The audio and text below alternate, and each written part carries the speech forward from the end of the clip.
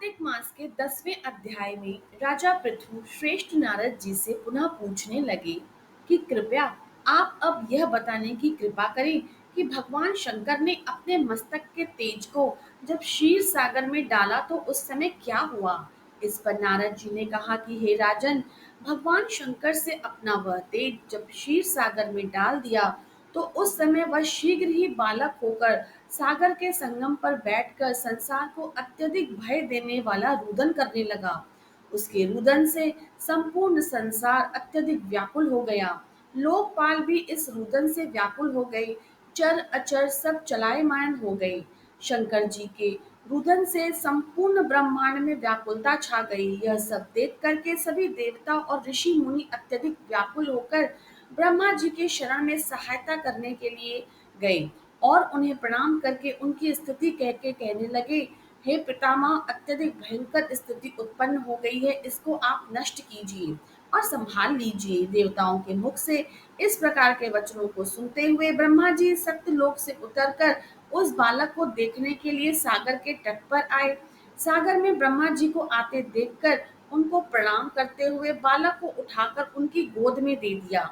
इस पर ब्रह्मा जी अत्यंत आश्चर्यचकित हो गए और सागर से पूछने लगे कि हे सागर, यह बालक किसका है? यह शीघ्रता पूर्वक आप हमसे कहें। सागर ने अत्यधिक विनम्र भाव से कहा, हे प्रभु, यह तो मैं बिल्कुल भी नहीं जानता, परंतु मैं इतना ही जानता हूँ कि यह गंगा सागर के संगम पर प्रकट हुआ। अब आप इस बालक के जाति कर्म आदि संस्कार करके इसका फल बताएं।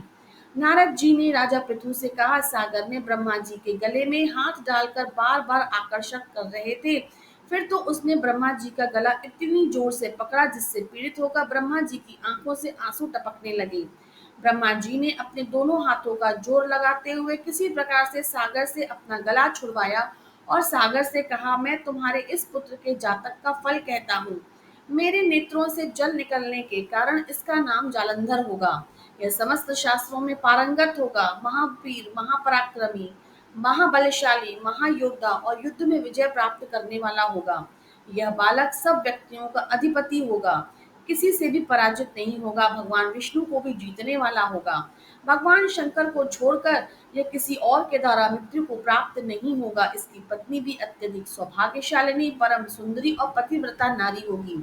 सागर से इस प्रकार के वचनों को कहते हुए ब्रह्मा जी ने शुक्राचार्य जी को आमंत्रित किया और उन्हीं के हाथों से बालक का राज्याभिषेक करा के स्वयं अंतर ध्यान हो गए। बालक को देखकर सागर अत्यधिक प्रसन्न हुआ। वह भी हर्षित मन से घर चला गया। फिर सागर में उस बालक का लालन पोषण हुआ। फिर काल नेमी नामक असुर को बुलाकर वृंदा नामक कन्या से विधि पूर्वक उसका विवाह करा दिया गया। उस विवाह में बड़ा उत्सव मनाया गया। श्री शुक्राचार्य के प्रभाव से पत्नी सहित जालंधर दैत्य का राजा हो गया।